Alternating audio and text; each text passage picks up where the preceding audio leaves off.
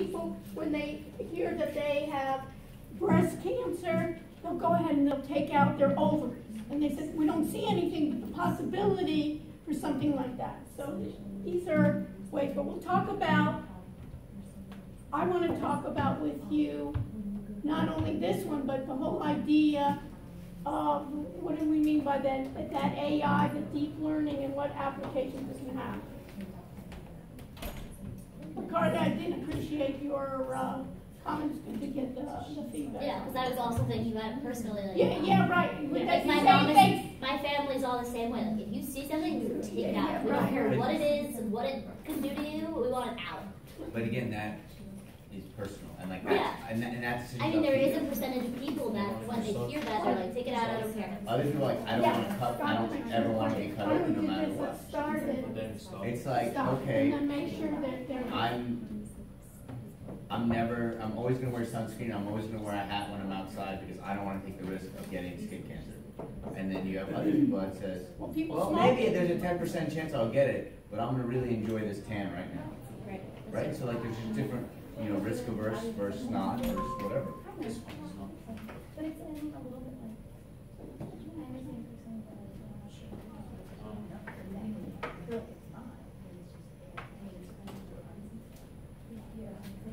A lot of artificial intelligence is being in all fields of medicine. Right. Ouch. Ouch. I think I was a radiologist. What? Radiologist. Yeah, radiologist is the first one. Well, first of all, they were the first ones that even got out from the right? To do radiology. Even people in, remember when you were in this, there were a lot of radiologists that would be on the night shift. Pretty good. Or USI. 6 hours. Right? 6 or 7 hour difference. Almost done. Right. It's killing me. It was slowly Either one of the things.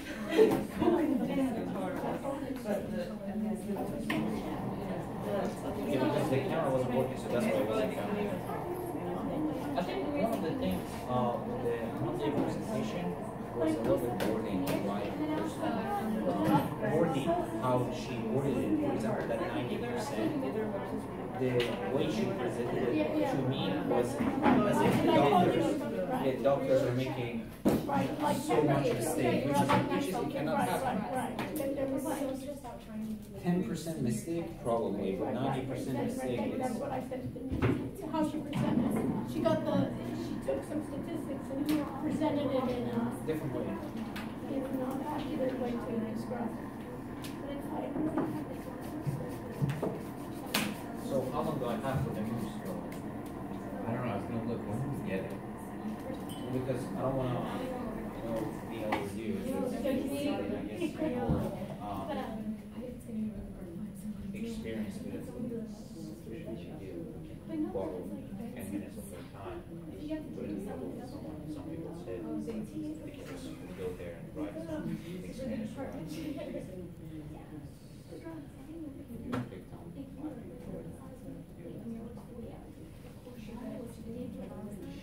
but I think would be So I think we have at least a week. A week left. more than that. More than that. You got It it in shipped November. November 8th.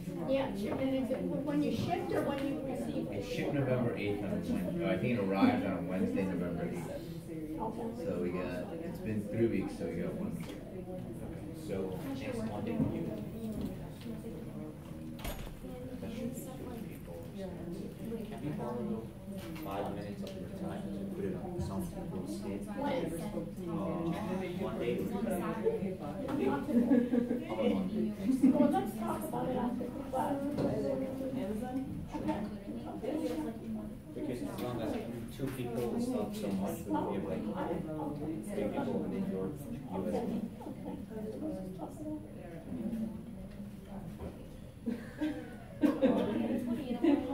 You got it covered. Oh, when you turn on everything was off? Something new.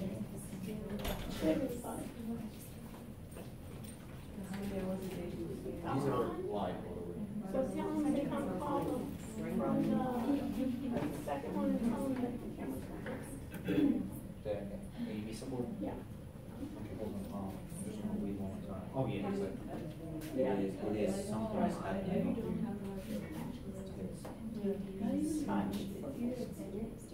You don't even need, I'm just waiting here to see it's ready. Okay.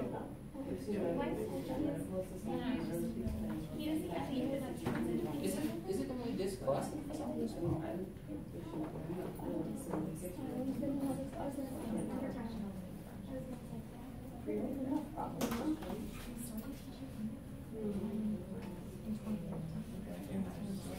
Yep.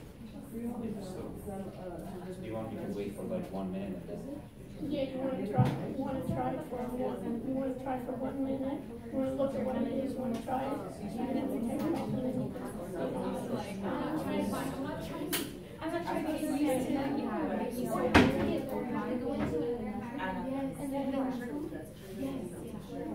What do you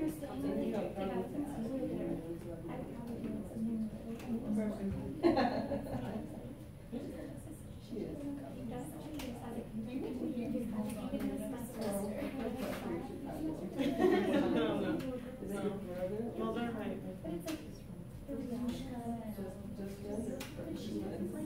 Okay.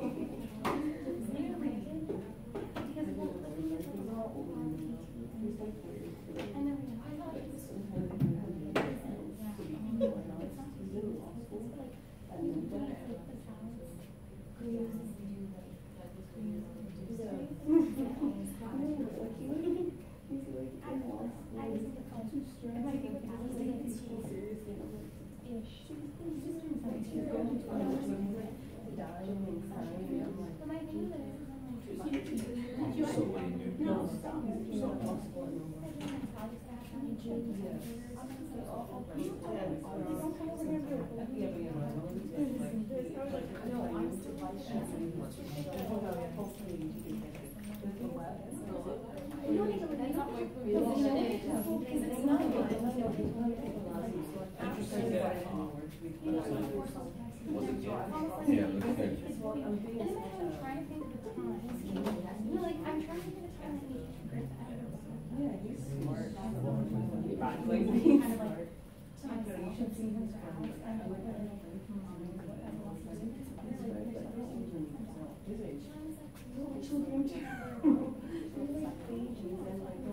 Yeah, you want to try for one.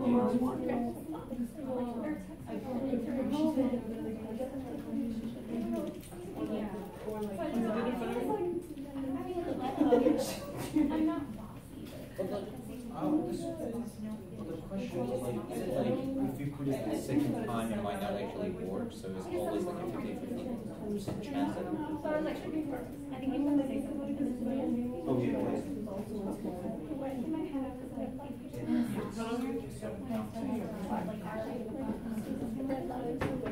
Second semester senior. Let me see if I have your calendar. No. This county clear, you want to check for a second? It's not like a paper. It's more like a written submission. Correct.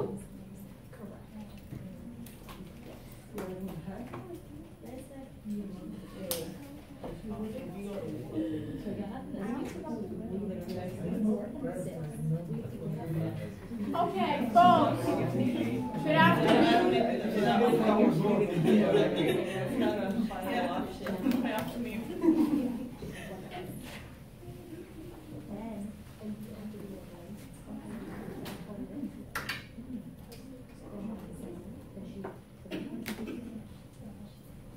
Okay, today is Wednesday.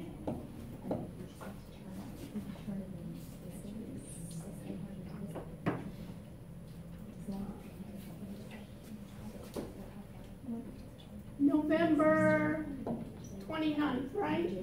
Am I correct? Yes.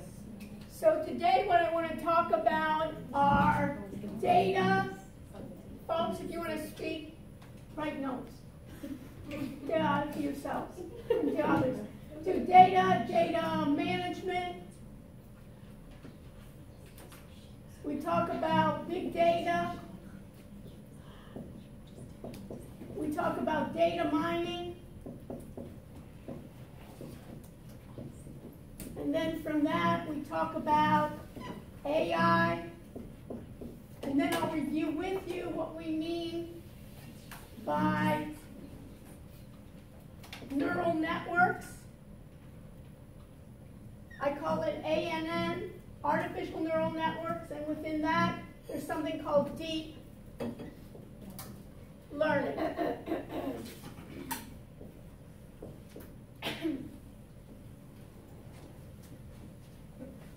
Next week, let me go to our, what I have is chapter 10. Dr. Arshnik, what Yes. chapters are you responsible for the second exam? Yeah, I'll go over. Thank you.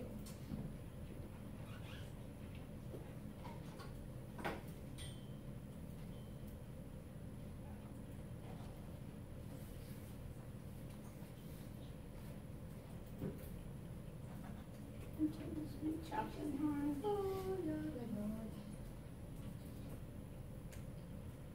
Okay, let me go to the assignment areas.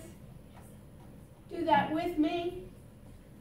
I'm going to go to assignments, make sure that everything is available for you. Go to quizzes.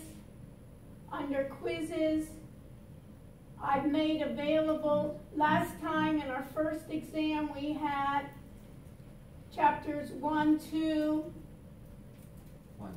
5 and 6, and 11. And now we'll do, for the other exams, will be 7, 8, 9, 10, 11, and 12. We'll do 11 again because it's security. So it shouldn't be a way to look at it. Today I'm going to cover a bit of 9 and 10 with you and answer any questions that you had before. So this is 10, I need 9.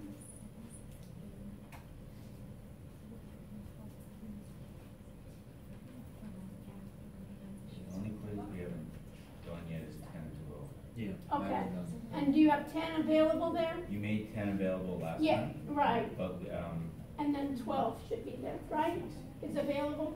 10 is now, 12 is now available. 12 is available. So everybody got that? Did you write it down? Yeah, We 7, need 8, 9, 10, 11, 12. So we need to do Right. 10 and It's 12 not for Monday. Yeah, and 10 and 12. And I'm going to go over this with you. And I'll answer any of your questions. Next week, I'm going to go over also some more of the material on chapters 10 and 12. And then next Wednesday, I want to do have your presentations for your projects. That way we can have feedback on where do we go from here. You should try to make it as complete as possible, and I'll give you feedback on what I think you need to do in terms of improvements. The following week, we'll have a review for the exam, because I always want to give you one full day to do a review. You can ask me any questions at that time. We'll talk about also the open-ended questions, possible open-ended questions. One of the possible open-ended questions is what I mentioned before about security. Remember, we didn't have, I didn't feel like you were pressing it. And JP, by the way, you asked some good questions from the last class. I just wanted to point that out.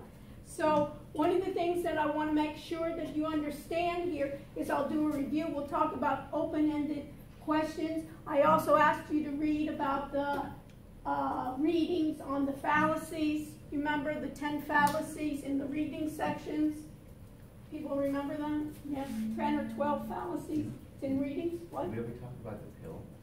No, we haven't talked about the pill. I remember that. I discussed that in my ethics class too, Really? the same day. It's amazing how, and then they took schizophrenia for to do it. You know, I'm not paranoid enough, right? Now I know somebody's watching me internally. I just thought that was, you know.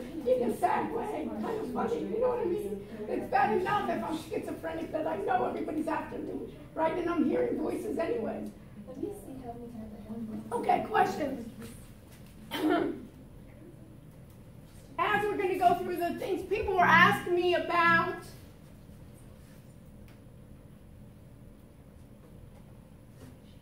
the session last time for me to explain it and to understand it.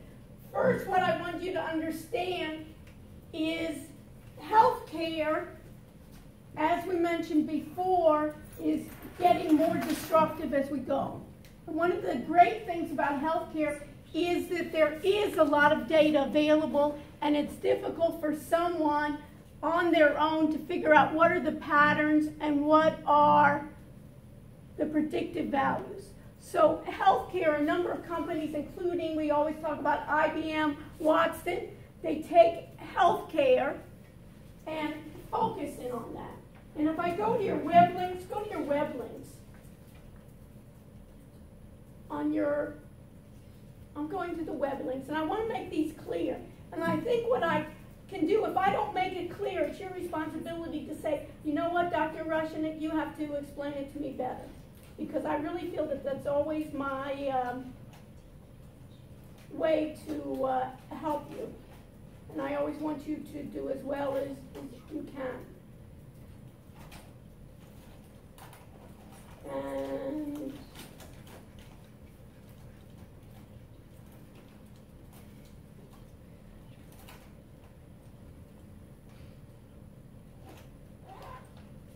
here's, it's interesting, you see this, go to the near the very end and you'll see something called, for instance, healthcare and AI, deep learning in medicine. You remember the last speaker, she was speaking about deep learning. Everybody remember that? Yes, no? The one on Monday? The last one, right? And the question is what is deep learning? And what I always like to say is what? Who cares? Right? So the idea is, who cares and what this is? This is a company called NVIDIA. Anybody know what NVIDIA is? Is it a company that creates graphic cards, visually? It's basically a chip company, a processing chip, for instance. So for instance, a lot of times now, all the automation is not just done from the internet, but it's built into chips. For instance, anybody hear of autonomous vehicles, right? That the vehicle's going to be driving for you. Anybody have a car where the car has lane departure system? When the car is swerving, it will like shake and tell you where your car is going. That is done via vision, and that vision is done through the computer, and it's done through chip design. And basically what we're going to be doing is we're going to be looking at patterns and doing the chip design. So for instance, my brother-in-law developed the fastest chip in the world, and then he joined this company, this startup company called Mobileye, and that's what they do. They're in a lot of all the companies that do that. They started with lane diversion, and then they said, okay, let me see if a person's coming. Let me see in terms of collision that I can do. So when people were falling asleep, you know, they felt like it was almost worse than being drunk. You know how these truck drivers and everybody at nighttime, you kind of like doze off. So basically they started with that. Once they got that, then they started in this autonomous vehicle. And then they went public, and then it was him and two professors, computer science, and some others, and vision experts, and then they just sold the company to Intel for $15 billion. But the reason why they bought them, not bad, right? The reason why they bought them was because that's in the future of getting all these data points and processing that quickly. Everybody with me? So this chip company is also in that field of saying, let's do this data analytics and what they call big data. Why do they call it big data? Everybody's had a statistics course, right? You've taken statistics before, right? The whole idea, a lot of times you can do statistics on your laptop in Excel, but what's the difference here is now you can do it on computers, and you don't even have to have the computer sitting with you. You can do it in the cloud. So for instance, Amazon, Google, Microsoft, what they're going into is they're going into something called machine learning. And what's the difference, and you need to know this, is what's the difference between machine learning versus regular computing? Everybody understand my question? What's my question? Between machine learning and regular computing. Computing. So if you're in Excel and you do a formula, each time you do that formula, what will happen? You get the same results given the same data. So what's the difference? It's going to be that formula. What's good about computing is it can take that data and it can do that formula or that function over and over again. What can it do? It can do it quite quickly. So if I have a number of statistics, I can find the mean, I can find the average, I can do multivariate statistics, I can do regression, and what will happen, it will do the same thing over and over again. The difference here in machine learning is the machine learning means that the machine will try to get better over and over in time.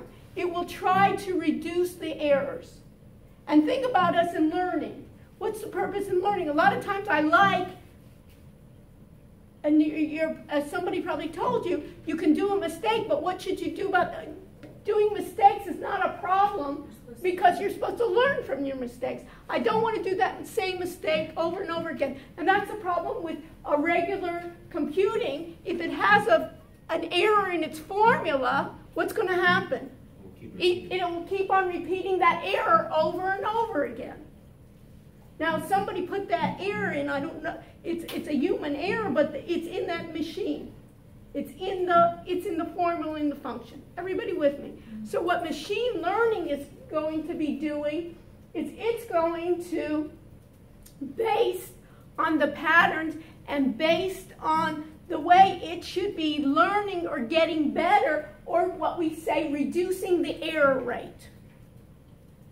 That's what machine learning is. So now it's very popular to say AI is here. AI has been around. I'm talking about artificial intelligence, has been around a long period of time. That is not new, but now they're trying new because we talk about IoT. And what's IoT? Internet of Things, right? That's grabbing all this data all the time. Think about it. We're all here with our phones, with our laptops, with the internet, right? This data, we don't have a lack of data many times. Many times we can't get to it, right? Or we can't interpret it. But when we get this data now, it's easy to get all the data piled up. It's the idea, how can I make it in machine learning? Yes? I don't know, one way to conceptualize the machine learning that we all use is like auto text, or autocorrect. Right. When you're typing something, it corrects it to what it thinks it is. It's not just putting in what you're doing. It's trying to learn. Right, and it picks up words that you use often, right? My autocorrect isn't the same as your autocorrect. Right, and it's trying, right, it'll try, in this case, it'll try to bring those up. It's just like the same ideas when it will be adjusting, right? And as I'm moving, it's the same thing, a lot of these for voice to text. If I train the machine, right, once I keep on training it and I correct it, it will improve over time. You have a question? Yes. What gives these devices the right, I guess, to gather all this data? Like, I wanted to ask the presenter Monday, like, how do they get all this access to these, this personal? Okay. Well, first of all, she's not getting. If I had a mammogram last week and they did a biopsy, it's not going to say Dr. Sarah Rushanek with all my data. So it's de-identified that data, and that data is published with what they call all the attributes that aren't identifiable to me or to you or anyone else. So then, like, your date of birth would be removed, but like your age would be probably included? Well, it may even be my date of birth, but they would never know. My date of birth may be thing, but they'll never be able to trace it back to me for privacy. So they'll know that it's a female, let's say age 30, right? And it may even say Hispanic, but it won't have Mary Rodriguez and giving her social security number and giving her address. So it will be de-identified. So it'll be our data, but without anybody being able to trace that back. And how they got the data was from published research, where other people have done research from pathologists looking at different tumors or different biopsies and getting that data. They didn't collect the data, they got it from public orientation data. That's how they got the data. Their problem, and what we should look at, is what's there, and anybody in statistics knows what's the difference between, what is the whole purpose of statistics, is you take samples. So their sample size was 500. And so it's too small, really. So even if they got a high accuracy rate, it's really too small to make generalizations to the population of it. But that's the case. But all this data, when you're doing data and you don't even know how many, and that's another topic in itself, but do you ever use a phone? Yes. Anytime you're on a phone, do you ever use email? Mm-hmm. Do you ever use Facebook? Mm-hmm. Yeah. All of that, how much does that cost you to use Gmail or any? Well, I have an unlimited plan. So. Okay, so you have an unlimited, but how much you pay for Facebook? No. For now. For now. But why have, and Facebook is a publicly traded company, right? Google, do you ever do anything in Google, right? How much you pay for a Google search? What? I even have a Gmail. You have a Gmail. How much you pay for that? Nothing. Nothing. So what do you think? And Google is a publicly traded company, right? Very profitable. Mm-hmm. So my question to you is, how are they profitable?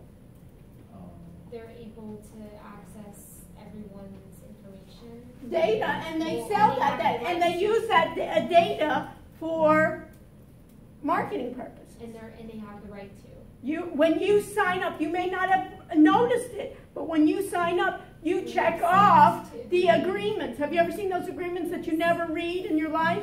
Yes. Right? And I had a professor that I know from Stanford. He went to the Stanford Library and he put from all the way over for a whole room of just Apple's agreements. And he's not only a computer scientist, but he's a JD. And he told me, Sarah, you can't believe it, but I couldn't even understand half of what was on that, those agreements there.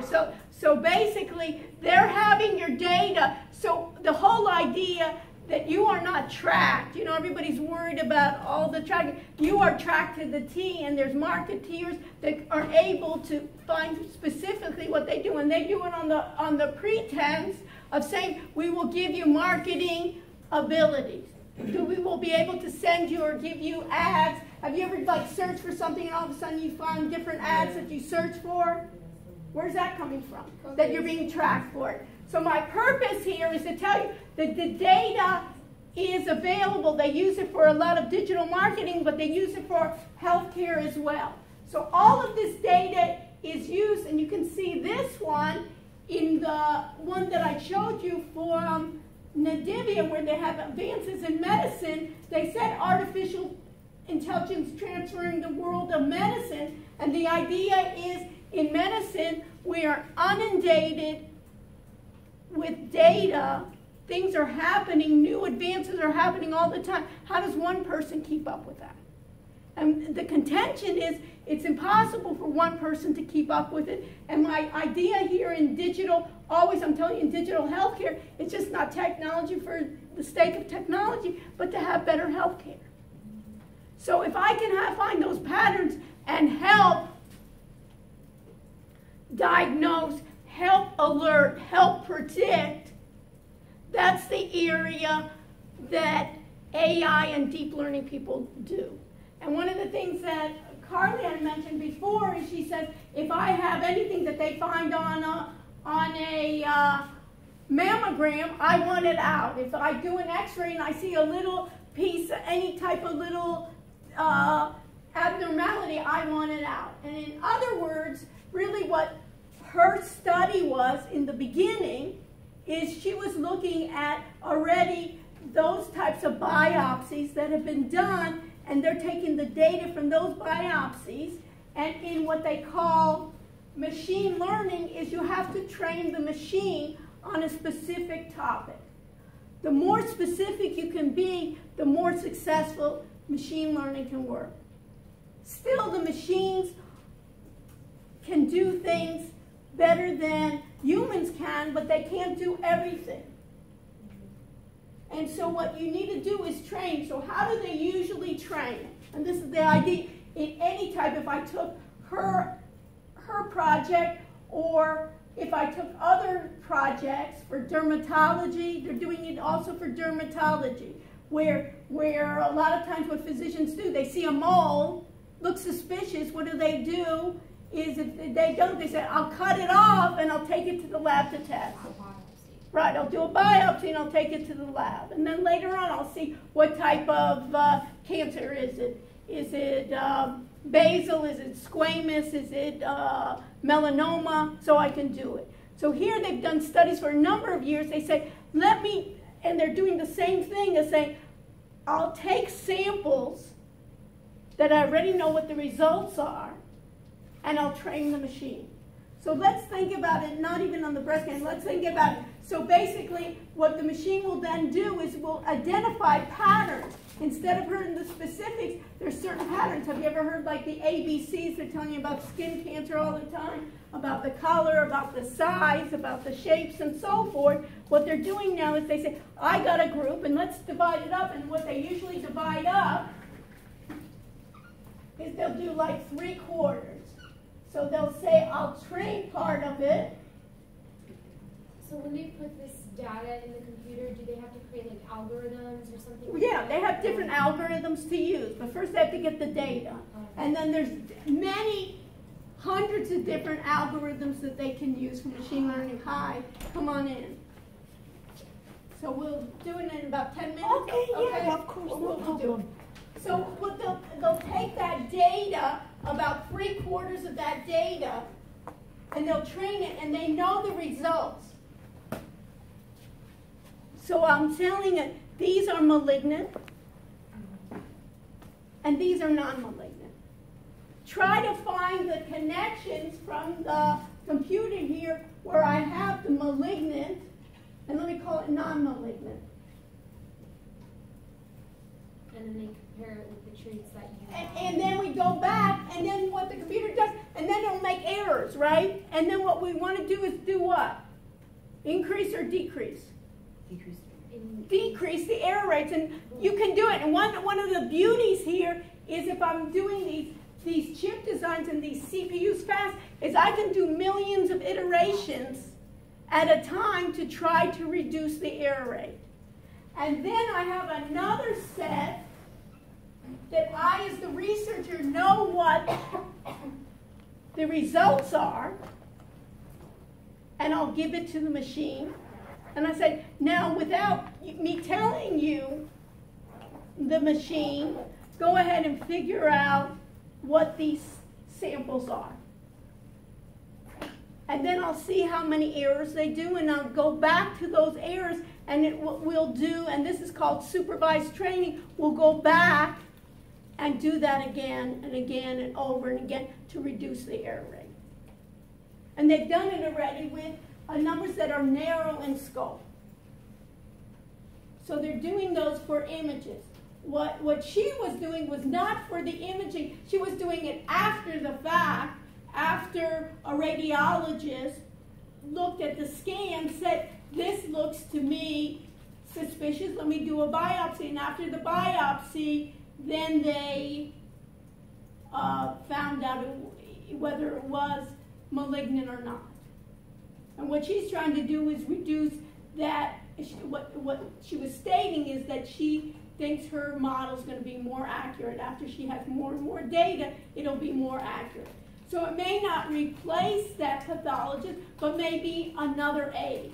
Or sometimes what they're used for is beginning pathologists that don't have 30 years of experience and are just starting off, or for training purposes, to add on to those. Do you understand?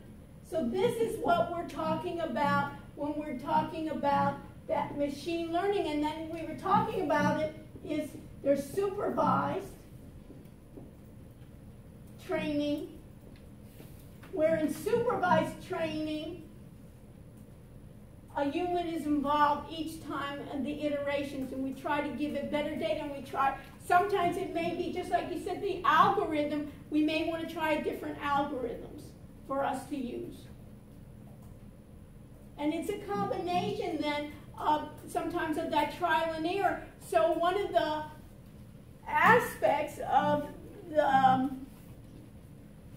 people is kind of, when they're talking about it, is getting into that data science machine learning in a specific domain. And it's usually in a group area, and one of my critiques is, who did you have in her team? Herself, which she had biochemistry, a master's in, and she had a computer scientist. And my contention is she needs someone in pathology and maybe someone in radiology and together as a team. More, yeah, comprehensive team than just from afar looking at that. But it's the beginning ideas, and what you can see here, since this is becoming more and more frequent, you can do this machine learning on cloud-based systems. And what does cloud-based systems mean? You can access it from any computer. Well, not only the software, can I, what? You don't run out of space. Well, I don't run out of space, but one of the differences is that we didn't ask her, is, you know, you have your computer here where you can do some computations, but what did we say? That if we have large sets of data, so millions of records, or 1 billion records, and we want to do fast processing, what we can do now in cloud computing is that cloud computing is basically, think about it as running the computer. So in the cloud, I can scale up to the largest computers with the largest processors, and when I have a smaller group, I can just rent out smaller computers or smaller computing time, plus the software. Do you understand? So that cloud computing, so what's happening now, if I'm doing Watson or if I'm doing any other machine learning, I can go to Amazon or I can go to Microsoft or I can go to Google or IBM and use their hardware, use their software, get data from somewhere else, and I can get billions, and then I can work together on my team, and we can work together on the same machines and doing our work together. So that's what's exciting about this area where 20 years ago you didn't have that. You had to go to big labs and you had to go to certain universities around the world just to get access to that hardware and software. And now anyone, and you could see it even in the beginning, that this young woman could start researching that. But but it's just the beginning set. And what her frustration was that she doesn't have access to a lot of data. So she's not at a research institute that can give her that data. And many times what we were talking about before is a lot of times, especially in the United States, is that institutions many times do not want to share their data. Even if they could de-identify it, they said, why should I share it? So that was kind of the thing. And so she's even thinking about maybe going outside the United States in other parts of the world where that data is maybe also when there's more one-payer systems or socialized medicine where everybody gets health care and medicine. It's in one databases that she can share it, and she has the idea that she can share that. What about the health information exchanges? Like they don't share any. Well, they are, but they're reluctant to. Oh, okay. So you understand? So they are, but you can see that even when they want to, the systems, and that's what we'll talk about on Monday, is that whole idea of interoperability. So the whole idea of interoperability is basically that case that even if I'm in this EHR in this hospital and you go even across town, let alone across the country, that you want your EHR, it has problems. But the goal is, of course, that it would be ubiquitous. That if you want to go check your Gmail, you can check your Gmail here, you can check your Gmail on my phone, you can check your Gmail on your phone, you can go to India and pick up a computer and check it there. There's not that problem of interoperability. Do you understand? But on these EHR systems, they're closed systems and they haven't allowed for that, that the standards haven't existed as well, that there is that interoperability. So that's why you remember we were talking about HL7? Do you remember that? Yeah. HL7 basically is a version of what we call XML. Remember what XML is? Extensible Markup Language. Basically tagging my data to describe my data. So the idea is if I go to admissions, right, there's certain characteristics or certain fields that I have in admissions. What would it be? It would be name, address, next of kin, your social security number, all of that. So if I tagged it, then all of those would be able to do it. I have another nomenclature, we'll talk about it next time, is ICD-10. What is that? The codes, right? Why do they use it? Is that everybody can have those same codes, and then they went from, what, 14,000 in ICD-9 to 70,000 in ICD-10? What is it? It's more specificity. So if I have those more specificity and I can find exactly the difference between my left hand and my right hand, right, and down to the very detail, then I can start doing data analytics. I can start doing health informatics for forecasting, and I'm talking about the same type of data. He can say broken arm and she can say broken arm, but maybe the left is different from that, and maybe the wrist is going to be different from that. Right? So if I get the more specificity that I have, the more that I can then use it for predictive analytics, the more that I can use for training. Does that make sense? And so I appreciate it that you asked me. So the idea of deep learning is that we're going to go further. Think about deep in terms of even thinking about of superficial, that I'm going to be going into more layers and having training it deeper the machines, the computing. And what you'll see is, I think in healthcare, and I'm starting with this in Bradley, is that people will be doing healthcare differently in 5 years from now. And there'll be certain, and maybe what Bradley will be doing is someday he'll be still looking at the patient, but a lot of the grunt work he won't have to do. And what we want to do is use his natural intelligence and have the machine use what the machine does well. And there are things like other positions like dermatology maybe and radiology, maybe a lot of things that those physicians, maybe we'll have less of those. But maybe we'll have those people that really know radiology and know dermatology and know pediatrics in specified areas will be helping to improve the systems. Writing the rules to these systems, what to look at. And that's another disadvantage to her group, is she doesn't have that expertise in that domain.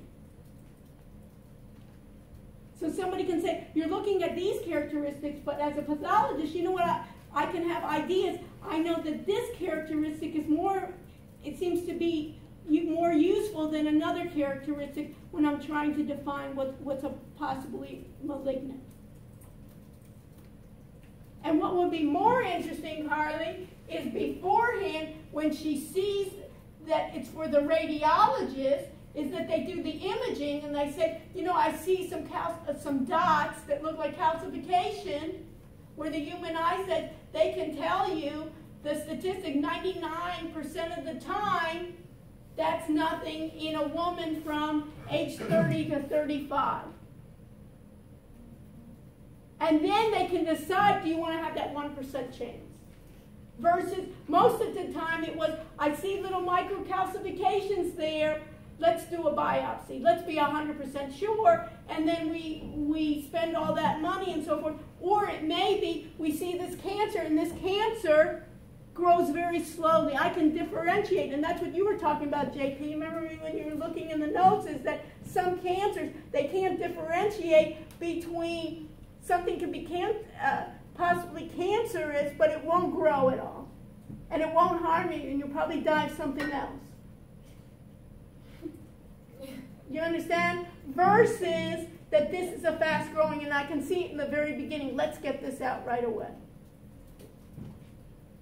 The more knowledge I have, Carly, it doesn't replace it. The more knowledge I have, that then, you understand, then I can make more informed decisions and say, you know, forget about it. You want to mutilate yourself, that's fine, but there's no reason, because 100% of that time, you're going to die at 95 on, you know, dementia or something. Okay.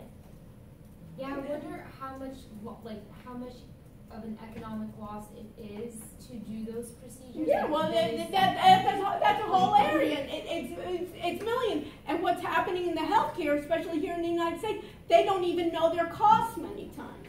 And also, there's a problem of transparency of costs. Price transparency. They don't even know what the price is of one for another. So I just wanted to give you that whole idea of that data. When you read this chapter in 9, then you'll understand from the very beginning of that data, going all the way down to what we're talking about. We're still talking about data, but when we talk about that artificial neural nets, or when we talk about data mining or machine learning, what we're talking about is as soon as we get to this area, we're doing improvements to the model. And we keep on wanting the model on its own even to improve. Anybody ever use Waze or something like that? Always, yeah. Always, right? What are they doing is, that's a company that I worked with the original founders in the very beginning, and it was really screwy. You know what I mean? It would put you all... Wait, you worked with Waze? Yeah. But it was work. It was basically, but what did it do? It kept on improving and all the time, that when you think about it, it improves. Once it starts making mistakes, right, that you can get the improvements on it. So any of these products here, they keep on improving. Once it gets data, say, hey, that was not the most efficient way, or that was giving me the wrong direction, or that road isn't no longer there anymore, or this is detoured. So you can see something like this is the same idea, and this is why it lends itself so much. So Amir and Alberto and Bradley are going to be doing some things that they got. What did you get there? They got Muse to try to do kind of on their brainwaves for these, and I invited Katrina, and you're in the physio lab, or where? No, so I'm in the neuro annex, just here. Right. And I'm a research scientist and also the assistant director of the neuroimaging facility. So what we are having is a scanner that is dedicated for research. Okay, and what kind of scanner is it? It's a GE scanner. But it's an MRI? It's an MRI, yeah, exactly. Okay. It's an MRI, and we are using it mainly for, I can show you some images. Okay, all right. So if we can hook you up, or, and then I'll be a participant. So did that answer your questions about, did that make it clear in terms, any other questions on it? Yes, thank you, Doctor. Yeah. So you understand? So look back at that same here. Here. Look back at that same one. Let's see if we can do that.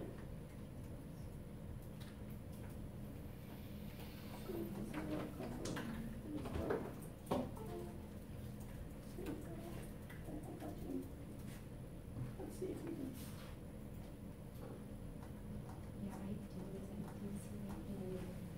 And the whole idea is here, what healthcare does is what we call nomenclature. So the ICD-10s, when you think about it, All that is defining then the symptoms, the diseases. So when I have all of those, I can be able to do that.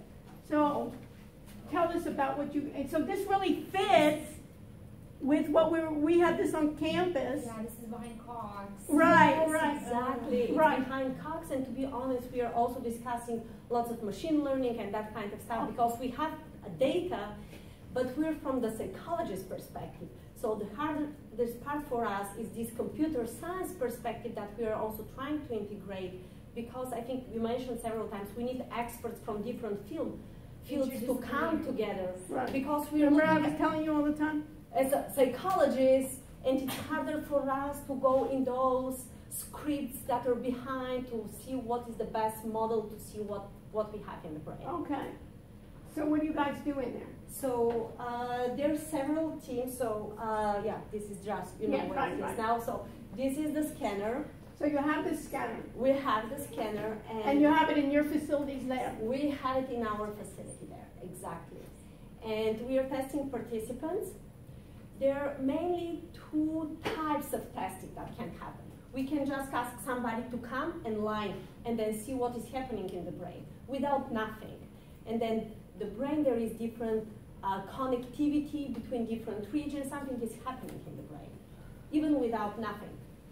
And then the interesting part is to compare what is happening in a healthy brain, like yours, and what is happening Hopefully in a, ours.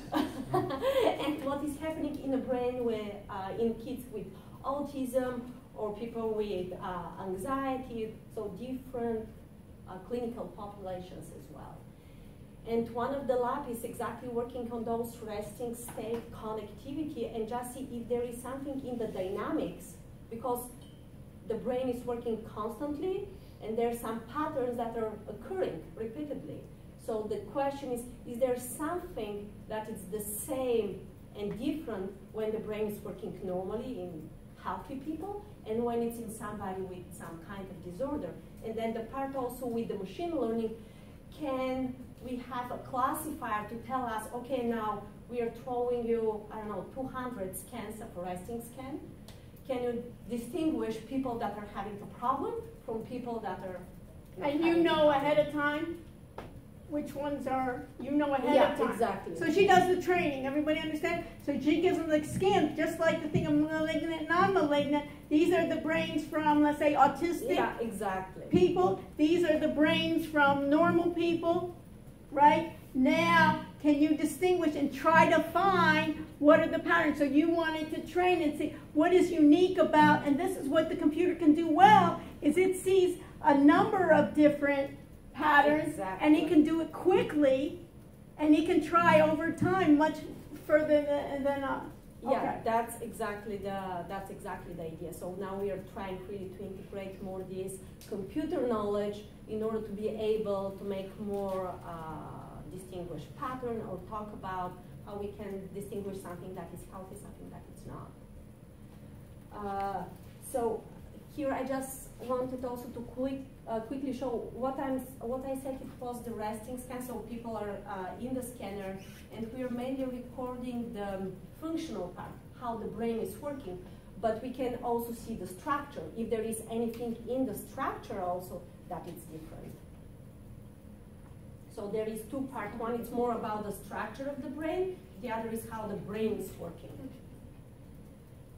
So we I have, do have what's the question? Oh, but how do you get the people to do this? Like, is it like just trials? Like you ask people that yeah, volunteers, yeah, and they're paid. Oh. Yeah, Oh, there's so several. we can come and do this. Sorry? Can we do this? Yeah, of course you can do that. Yeah, there's a bunch of studies going on There, right now. yeah, exactly. I will come to this a little bit later. There are different teams working with different Yeah. Populations, but typically See, undergraduate. that's why I wanted to, so my idea was to, that's why I was saying interdisciplinary, that you see all these things together. Right. Field trip. No, not on Field trip, right? We're all gonna get a brain screen. Yeah, last week we had the field trip from the middle school Right, students, so right. they were all excited. Can I come? Can I see my brain? Right, okay. See my brain. Okay, so we are just using different recording devices because in the same time that we are recording the brain activity, we can also record the skin conductance, We can record the respiratory rate and see if there is any correlations between what is happening in the brain and your heart rate, for instance. So, well, once you said that you're like monitoring specific parts of the brain, like you specifically look at like the frontal lobe of the brain, the temporal, like is there a specific part that you really go into, or like that's you just look at the brain as a unified organism? Okay. Organ, or like so just there is, yeah, two main approaches. One approach would be whole brain. We are just saying, okay, let's look what is happening in the brain, the connectivity between different regions. And this is more the open approach. When you don't have a hypothesis, you don't know. If your study is more hypothesis driven and you say, okay, in the past this research team found that the prefrontal cortex is impaired in traumatic brain injury, then we can look in specifically the frontal one. It depends on the research. Depends on the research. If you have what type of hypothesis you're going to do before the research. And do you receive like do you study like brain waves and different activities, heat that you're seeing? In the So this is mainly more the changes related or associated with the blood flow. Oh. This is fMRI, and this has really good spatial resolution, so we can see where exactly something is happening. In our lab, we are also using EEG, and this will provide us with more temporal resolution, good temporal resolution. We don't know exactly whether it's the which part of the frontal regions are involved, but we know exactly when it's happening. So yeah, and this is also something, this is more for fun. We have also a mock scanner. That means it's a fake scanner, but participants can come, see what it is, be inside and say, oh, I can go through that. Because sometimes they're going to say, oh no, I cannot stay. Right, they get because they're it's very claustrophobic. claustrophobic. As a matter of fact, there's someone in FIU that I know she's doing it somehow to improve the MRIs, so you have to stay a less amount of time, especially for children, that it's very difficult for them to stay, so she's trying to do the improvements to keep, then in this case, the quality good and the resolution as high, but reduce the amount of time. So is that just for closed MRIs? Yeah. Yes, Because yes. they have Open, that, because like extremity ones they have Right, really good right. imaging. Yeah, but still there are lots of kids that cannot go inside that. And they have to stay still too. Typically, the studies are between 1 hour and 2 hours. Right. So 2 hours laying still. Right. Because if you move even with more than 2 millimeters, we should throw the data. Yeah. We cannot use them. The images. So that's Well, what why do you need two hours? Like, is it just an MRI? 2 hours? Yeah, sometimes. How much are you paying for 2 I think it's $25 per hour. What? That's 2 Wait, hours you're for in me. this thing for 2 hours? How What do you do do? why does it take It's so long? maximum. Typically, it's 1 hour, 1 hour and a half. Depends on Why does it take so long? Like when you go for a regular MRI, they say like And regular 2 hours. MRI, we can see just the structure. Does it? Oh. And it's about 10 minutes. Then if we would like just to have a resting state and see how your brain is functioning without doing nothing, just lying inside So and that's doing like a nothing. half hour. So that's again 10-15 minutes. And then we have a task, because the interesting part is to see also what the brain is doing Okay. when you're engaged and doing So- something actively. So it's like actually separate MRIs.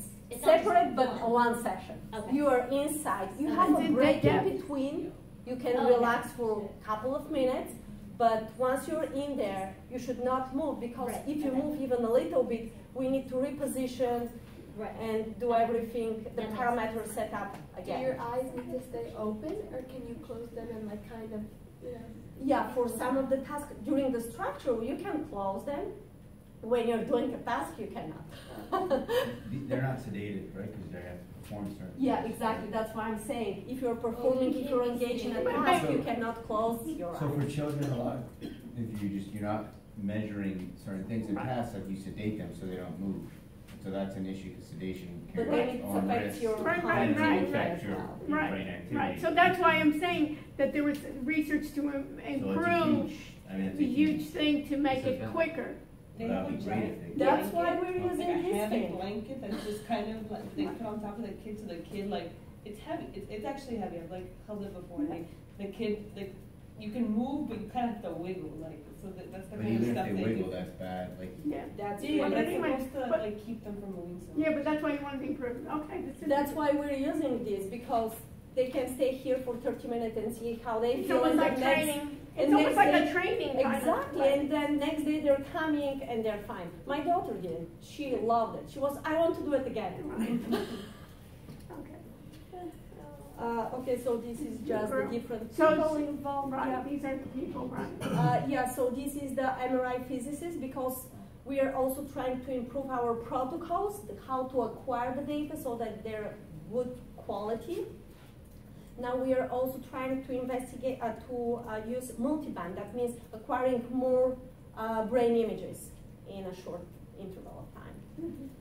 We have an MRI tech, and then some tech support as well, because we have a server. You talk about cloud, Right. so all those data are taking a huge space. Right.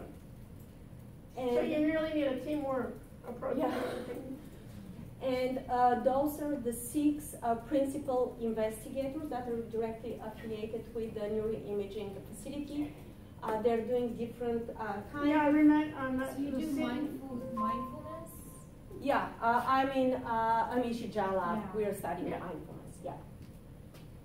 But it was just more to show you the variety. right. So this is Jen Britton's group. They're mainly studying anxiety, and it's more longitudinal approach, so from kids to grown-ups. They're looking for participants as well, so I just wanted to let you know. So if you'd like to go, you can be doing different studies. And this is some kind of results that they're observing, so mainly looking what is happening in the brain when people are seeing, for instance, negative faces, how the brain is reacting to that. So this is more the part when you're engaged during the task in the scanner. Okay, this is Aaron Haller lab. They're more trying to find how your feelings are changing, and if we can detect these in the brain. This is the lab that I'm working in, Dr. Amishi Jala. What we are studying is attention and memory, and how we can improve them with mindfulness training. And we are using both. We are using ERP, and we are using also fMRI. So again, what I mentioned before, just one is giving us more the temporal aspect, and the other is giving where in the brain it's happening. Elizabeth Lawson, she's more onto the cultural differences in the perception of pain. So you're receiving some pain, and then she's trying to see what are the brain regions that are reacting to the pain.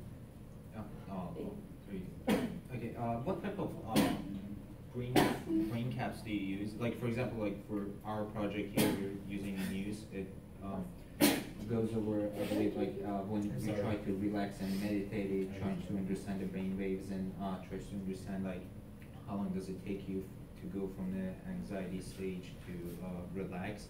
So what type of caps do you use and for what specific? We are using a 64 channel cap. Oh, the dots at Yeah, 64. exactly. And how long are they holding them? 64. So what we are doing, we are not so much interested on the EEG part, like the continuous recording of the data and the frequency, the different frequency. We're going into that. And we have a computer science undergrad now working on the lab and trying to see this in the data. So before, what we did is mainly we are providing them with a stimuli, with an event, and we are time locking and seeing what is happening in the brain at the moment there was something presented on the screen. And this is more the ERP, the event-related potentials. So time locked to something that is happening rather than the frequency in the different frequency bands. What is the capacity of your research? Like, I mean, like how many people at the same time are you scanning at the same time? One at a time? Oh, Like, yeah, one. one at a time? Also, you have like a limited resources, or like you just have the resources, but it's just so much to do that one at a time would be more sufficient? We have 2 ERP booths because we have those chambers, isolated chambers, so that it's not noisy and to avoid any artifacts in the data, because then once you start cleaning your data from artifacts of the movement, to make it cleaner, you're losing lots of data. True. That's why we need that chamber so that people can be inside in a quiet environment and focus and do whatever they're doing. So this was more about pain, and this is more when it's trying also to see how heart rate, respiratory rate are also, Dr. Roger McIntosh lab are linked in the brain, with the brain activity. And this is Lucina Udin's lab. Oh, sorry. Yeah. So they're really into the computational modeling of the brain connectivity. And what they're trying to see is also those kind of dynamics that I mentioned. If there is something, some states in the brain that are reoccurring, and whether the reoccurrence of those states is different from healthy participants to kids with autism or any other disorders. So yeah, it's really cool stuff that they're doing.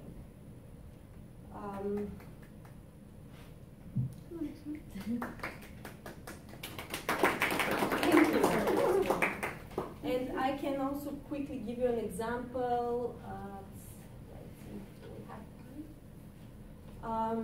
I can give you an example of what we are doing with the ERP.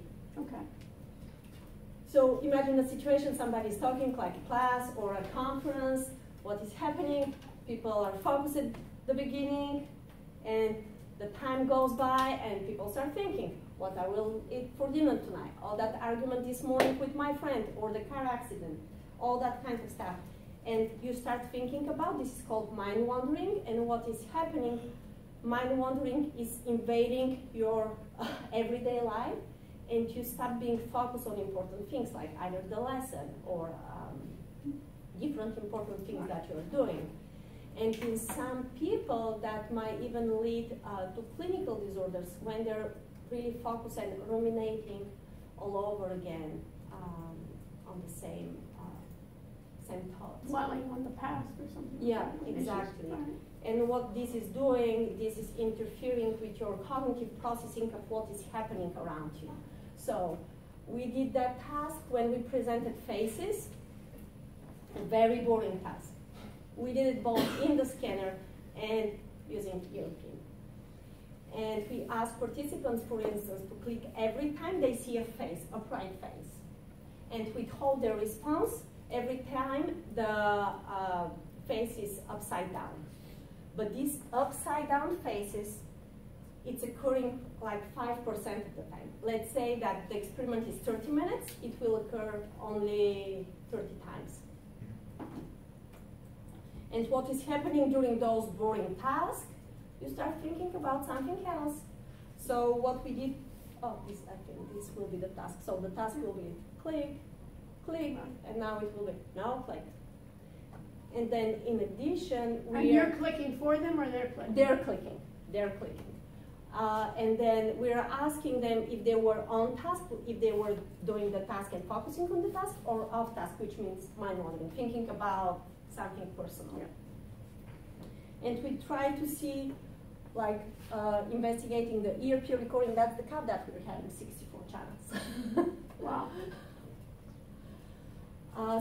And we are trying to see, okay, is there something that is happening differently when you're mind wandering in your brain?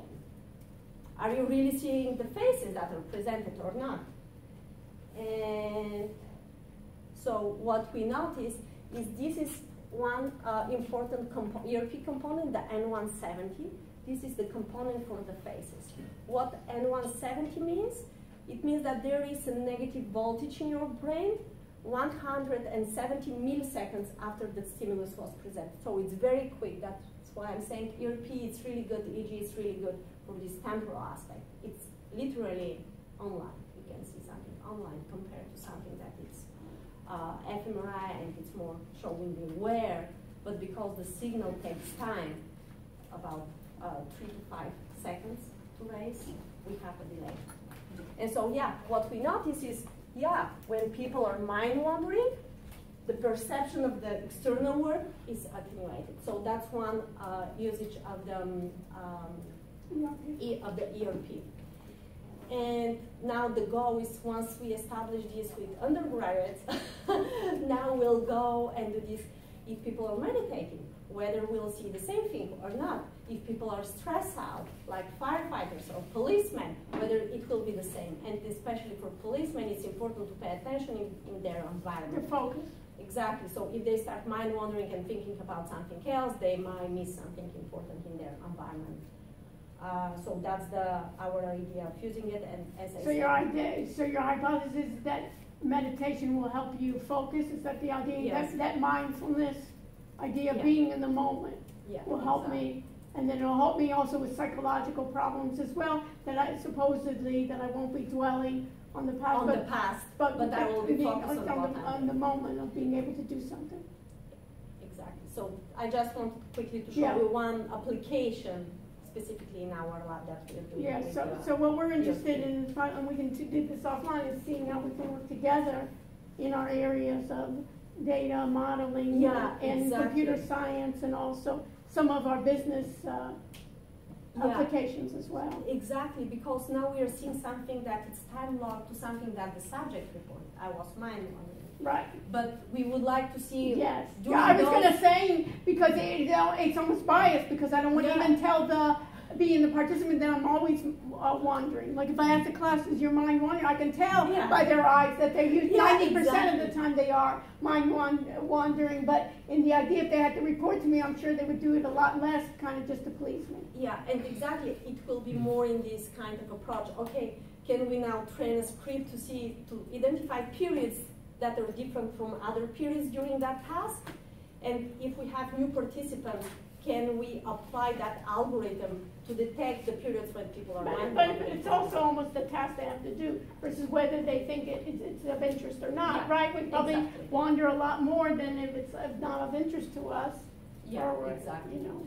That's why we're using a boring task, because Yeah. our first goal was, let's see what is happening when you're mind wandering. Right. If you're engaged, if it's something short for 15 minutes, of course you will not mind wander, you will not have time to mind wander. Right. But if it's 45 minutes doing that, you're like, Yeah. I cannot do it anymore. Okay. So thank you very much. It was excellent. Thank you. And then if you need give a card or something. No, yeah. I didn't. But I have your But you have my email, so right. yeah. And if these students want to be participating in any of your studies, who do they need to just contact? email me, and then I will distribute to the different teams according to the age range that they're looking for. Okay. Okay, very good. Thank you. You're welcome. Because you know what we also want to do, is that at one point, we were doing a algorithm.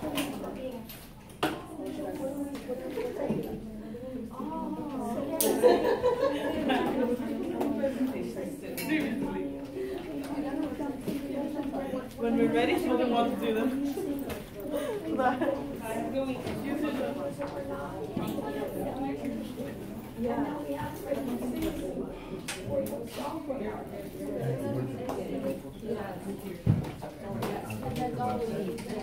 No, We'll figure it out. He took it off.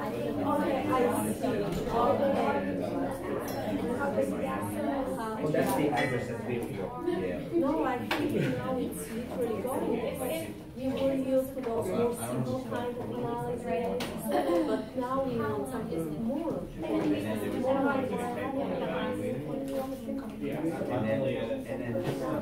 about Yeah. That page, when I created it, they asked me a specific question, and it created also was some of the information in AI in their website already created. A lot of stuff And I didn't touch this stuff. Yeah, exactly. So we're not gonna accomplish, like, I'm not a college Exactly. professor. Or what we're doing also this time, we're also trying to see if you're stressed out when you come to the experiment, is the mind wandering? Does it cause your stress? You think about something else? So I think it's always